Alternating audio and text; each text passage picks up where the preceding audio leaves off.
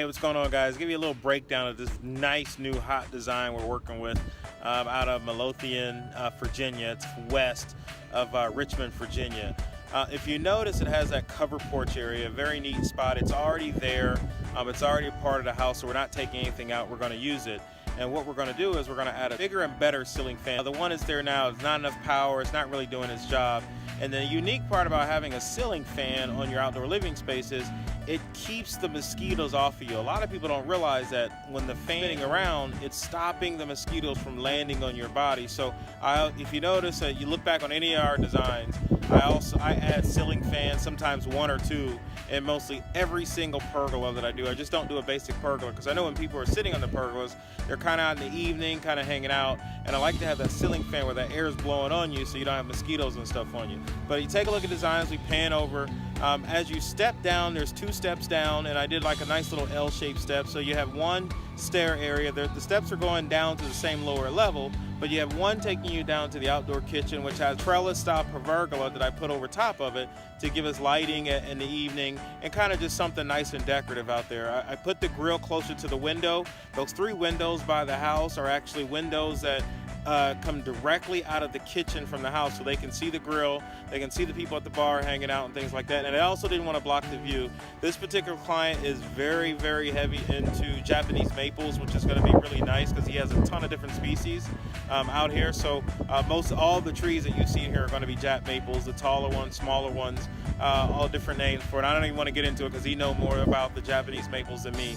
But as you see, you pan over to the other side, the grill area has a seating area. They're about 21 inches off the ground, comfortable seating, seat wall behind that, and then I add another 16 by 16 patio for your main dining.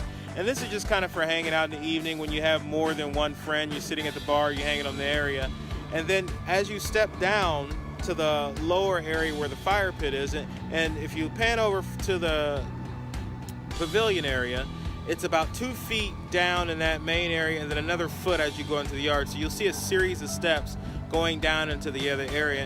And we find that out by our site analysis for taking the proper measurements, the proper elevations. So it's very important to have a comprehensive design for your next project, because something like that can save you thousands of dollars on not having the right material or the right stuff for the job. But as you pan over, you can see there's a nice fire pit area, very nice lounge, kind of gives you a feeling of walking through some plantings, that natural feel. I didn't want to block too much of the job up because when you pan over, you'll see that the yard has trees that's surrounding it. So I didn't want this outdoor living space to seem sort of trapped. So the fire feature, instead of having a big fire pit, we did our signature VizX Design Studios line of fire design, very unique L shape. You'll notice that this house is one of those southern style brick ranch houses, and they're pretty all unique. They have their certain style architecture. Throwing just anything on these type of houses and designs, I think they ruin the architecture of the job. So what I try to do is just keep the same brick material that matches the house on the seat walls, keep the consistency of that. The flooring, it's going to be a toss-up either between bluestone, which is very nice, but it gets kind of hot, or we're going to use a similar paver product, that kind of a generalized paver that's in that area that kind of gives us that large tile filling. I still want that dark style that matches the architecture of those southern style ranch homes that you see a lot. I softened it up with flower beds, and that's one thing unique about beds that you can do is even though you have rigid structures, I think a lot of times, a lot of old school designs, we used to do a lot of curves and everything inside the outdoor living space and the paver patios. And yeah, they look nice, but they weren't really practical, at least I believe. There are times when I'll do some round curve, but most of the time now lately, I'll try to keep things curvy, linear, where it's more practical, more usable space. It's not really for the ease of build. Matter of fact, it's one of the things about my designs. I do care about the ease of build, but sometimes it really doesn't, it's not my thing. I want to make sure that everything looks great and every inch of this project is something that's going to be amazing when it's done.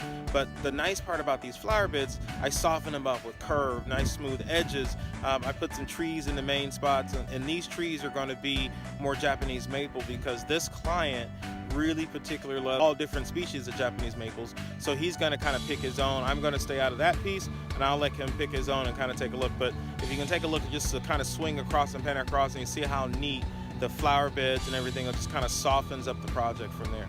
I always like to let you guys know that there's no borders separating you in between us. Wherever you are in the United States, give us a call. We'll get you some quotes and some information, and we'll head your way to make sure we can take care of your outdoor living design. We're elevating the outdoor living.